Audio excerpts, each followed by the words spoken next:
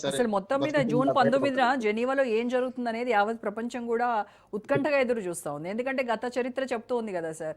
Trump ఎన్నిసార్లు ఈ రకంగా మనల్ని అందరినీ ఫూల్స్ చేశాడు. ఇంకా అయిపోయింది ఇదిగో అదిగో అని చెప్పేసి అతను చెప్పడమే కానీ ఇరాన్ నుంచి ఏ ఒక్కసారి కూడా క్లారిటీ ఇవ్వనటువంటి సందర్భం.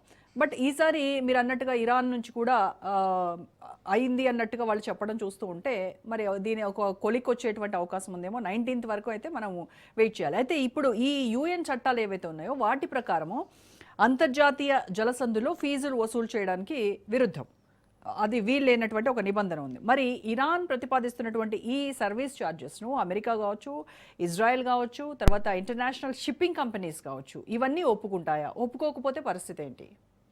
ఒప్పుకోక తప్పదు. ఎందుకంటే చాలా వయా మీడియా ఒకటి ఇరాన్ ప్రతిపాదించింది. మేము ఏమైనా మేము ఇద్దరం పంచుకుంటామని ఒకటి ఉంటుంది. రెండోది ఈ సర్వీస్ ఛార్జీలు తప్ప, కేవలం పర్యావరణ ఛార్జీలు తప్ప ఇది ఏది కాదనేది. అందుకని దానికి యుఎన్ కూడా అభ్యంతరం పెట్టకపోవచ్చు అనుకుంటున్నారు. ఎందుకంటే అంతర్జాతీయ జలాల్లో మీరు అన్నట్టు యుఎన్ చట్టాల ప్రకారం ఎక్కడ కూడా ఇది ఒకటే కాదు, ఎర్ర సముద్రంలో కానీ ఎక్కడైనా సరే అంతర్జాతీయ జలం సహజంగా ఏర్పడ్డాయి. సముద్రం లోటు తొచ్చుకొని పోయింది. ఎక్కడ కూడా మానవ నిర్మితం కావు కనుక అంతర్జాతీయ జలం నుంచి ఎవరైనా ఫ్రీగా ట్రాన్సిట్ కావచ్చు. కానీ సమస్య ఎక్కడ వచ్చిందంటే ఇప్పుడు ఈ మధ్యన పర్యావరణానికి బాగా భంగం కలుగుతుంది. ఆ ఓడలన్నీ మనకు ట్రాఫిక్ హైవే మీద ట్రాఫిక్ పోయినట్టే 33 కిలోమీటర్ల వెడల్పు అంటే మనకు ఇండియాకు ఈశాన్య భారతదేశానికి 22 కిలోమీటర్ల చికెన్ నెక్ ఎట్లా ఉందో అట్లాగే ఇది 33, కేవలం 11 కిలోమీటర్ల తేడా. కానీ భూభాగం ఇదేమో అనేది అక్కడేమో సముద్ర భాగం కనుక ఒకవేళ ఒప్పుకోకపోతే రేపు పొద్దున కష్టం అవుతుందని యుఎన్ కూడా ఒప్పుకోవచ్చని నేను అనుకుంటున్నాను. చట్టాల ప్రకారం అంతర్జాతీయ జలాలు కానీ మాకు పొల్యూషన్ పంచి పెడుతున్నారు కదా. అసలు ఎక్కైతే చమురు బావులే పొల్యూషన్ కారణం అవుతున్నాయి. చమురు బావులు కానీ మనకు లేకపోతే చమురు బావుల నుంచి వచ్చే చమురును మొత్తం ప్రపంచవ్యాప్తంగా వాడడం కానీ సాంప్రదాయేతర ఇంధన వనరులు వాడుకునే ప్రయత్నం చేసుకోవాలి. కానీ మెల్లమెల్లగా సాంప్రదాయ ఇంధన వనరులు కొద్ది రోజులకి అయిపోతాయి. మహా అయితే ఒక 100-200 మొత్తం అసలు ప్రపంచంలో ఉన్న నిర్వహణ అయిపోతాయి అంటున్నారు. అప్పటికల్లా ఇప్పుడే మనకు దీపం ఉన్నప్పుడు ఇల్లు చక్కబెట్టుకోవాలని మార్గం వస్తుంది కనుక ఇప్పుడు ఈ చిన్న చిన్న సుంకాలకు పెద్దగా యుఎన్ కూడా అభ్యంతరం పెట్టకపోవచ్చని నేను అనుకుంటున్నాను. కాకపోతే అమెరికా మొదలు మొండిపట్టు వీడి మరి చేస్తుందా, మాకు భాగస్వామ్యం కావాలి అని అమెరికా ఇప్పుడు వాళ్ళిద్దరు మంచుకుంటే వీళ్ళకి అభ్యంతరం ఏందనే సమస్య వస్తుంది. యుఎన్ ద్వారా మాత్రం కొంత ఒత్తిడి తీసుకొచ్చే ప్రయత్నం చేస్తుంది. అది పరిమిత సంఖ్యలో పరిమిత డబ్బును మాత్రమే కొంత ట్యాక్స్ రూపంగా వసూలు చేస్తే, ట్యాక్స్ అనే పేరు కాకుండా ఇతర వనరులు ఇప్పుడు మనం చూస్తున్నాం. మన ఇండియా గవర్నమెంట్ అప్పుడప్పుడు సర్చార్జ్ అనే పేరు మీద అదనంగా వేస్తుంటది. అట్లానే మరి సర్చార్జీ టోల్ అనే పేరు లేకుండా పేరు ఏదైనా సరే వేరే పేరు పెట్టి ఏమైనా నా మాత్రం రుసుము వసూలు చేస్తే మాత్రం పెద్దగా దీని మీద వివాదం కాదని నేను అనుకుంటున్నాను.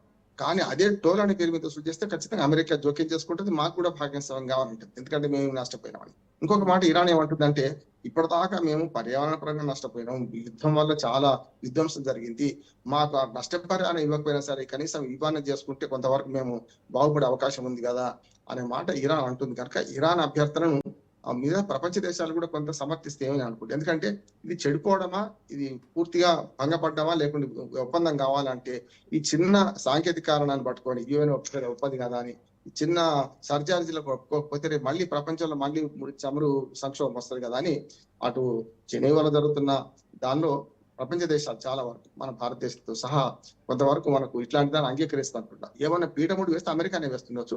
అమెరికా వేస్తే కూడా ఇజ్రాయెల్ ప్రోత్బలంతోనే వేస్తాను నేను అనుకుంటున్నాను. మళ్ళీ ఇప్పుడు ఏమైందంటే అమెరికా ఇజ్రాయెల్ కూడా మన ప్రసన్నం చేసుకోవాలి.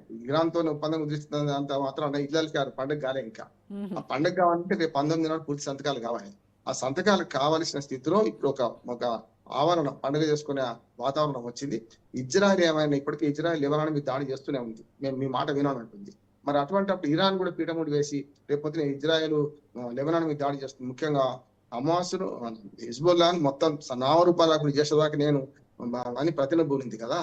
కనుక మహాభారత యుద్ధంలో కదా అనేక ప్రతినలు ఉంటాయి. అట్లానే ఇప్పుడు ఇజ్రాయెల్ అంటుంది కనుక అదేమైనా పెట్టరేగిపోతే ఈ 2 రోజుల్లో మళ్ళీ చర్చలు మొదటికే వస్తాయి అనే మాట ఉంటుంది. కానీ ఇప్పుడు ఏమనుకుంటున్నా, నా ఉద్దేశం ఏంటంటే ఈ 2 నెలలు 60 రోజులు మాత్రం ఇది కొనసాగుద్ది అనుకుంటున్నాను. 60 రోజుల తర్వాత వచ్చే పీఠముడి ఇప్పుడే పడదనుకుంటున్నాను. 60 రోజుల్లో ఈ మోడలన్నీ క్లియర్ అయిపోయింది అనుకోండి, కొంచెం ప్రపంచవ్యాప్తంగా చమురు గ్యాస్ సంక్షోభం కొంతవరకు పోతుంది. ఇప్పటికే మనకు అనుభవానికి వచ్చింది కనుక గ్యాస్ ను నిల్వ చేసుకునే ప్లాంట్లు పెంచుకున్నాం. మననే గుజరాత్ తీరంలో మనం గ్యాస్ ను ఎక్కువ సంఖ్యలో నిల్వ చేసుకునే పెంచాం. మన దగ్గర అట్లాగే విశాఖపట్నంలో కూడా కొంతవరకు పెంచే ప్రయత్నం చేస్తున్నాం. కనుక ఒక్కసారి ఫ్రీ అయ్యి 2 నెలలు నడిచింది అనుకోండి, మళ్ళీ యుద్ధం వస్తే ఇప్పటిదాకా జరిగిన పరిణామాలు అందరికీ తెలుసు కదా, అనుభవానికి వచ్చింది, తత్వం కూడా బోధపడ్డది కనుక వెంటనే మళ్ళీ యుద్ధం వచ్చే పరిస్థితి ఉండకపోవచ్చు. కానీ ఇజ్రాయెల్ ఏమైనా అమెరికాను ప్రభావితం చేయగలిగితే, అట్లాగే అమెరికా అధ్యక్షుడు అవాకులు చెవాకులు పేలితే, ఈ రెండు కాకుండా హెజ్బుల్లా సాగ్గా చూపించి ఇరాన్ కొంచెం వెనకాల చేస్తే ఈ ఒప్పందం ఈ 2 నెలలకే పరిమితం అవుతుందని నేను. ఓకే సార్, ఇప్పుడు ఈ హార్మోజ్ ఫీజును చైనా, భారత్ లాంటి పెద్ద దిగుమతి దేశాలు ఎలా చూస్తాయంటారు?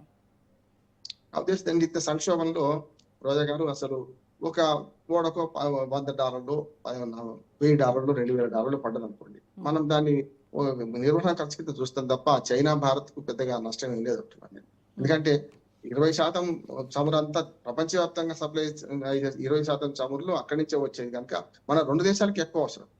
ముఖ్యంగా చైనాకి ఇంకా మనకంటే ఎక్కువ అవసరం అంట. అందుకని చైనా ఇరాన్ కొంచెం కంట్రోల్ చేస్తాం అనుకుంటున్నాను. అంటే మీరు పరిమిత సంఖ్యలో మాత్రమే పరిమిత రుసుము మాత్రం వసూలు చేయండి, ఎక్కువ చేస్తే రేపు అమెరికా జోక్యం చేసుకుంటే మనకు కష్టం అని చెప్పి చైనా చేస్తుంది. ఎందుకు చైనా చేస్తుంది అంటే చైనా కూడా అవసరమే కదా.